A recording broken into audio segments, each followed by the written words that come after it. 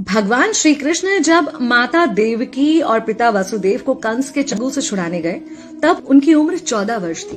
उनकी माता ने उनसे पूछा कि बेटा तुम तो भगवान हो, तो तुम हमें पहले ही कंस के चंगुल से छुड़ा सकते थे, इतनी देर क्यों कर दी?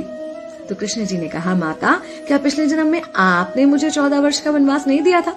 माता हैरान रह गई, बोली ये क्या कह रहे हैं आप?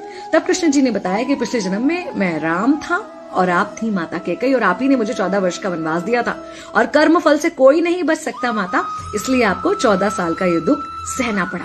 तब आश्चर्यचकित होते हुए माता ने पूछा, तो फिर यशोदा पिछले जन्म में कौन थी?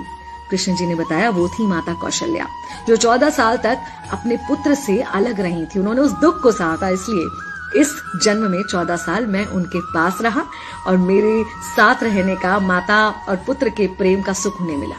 कहने का मतलब यह है कि कर्म फल से ना उस युग में कोई बचा था, ना आज कोई बचेगा।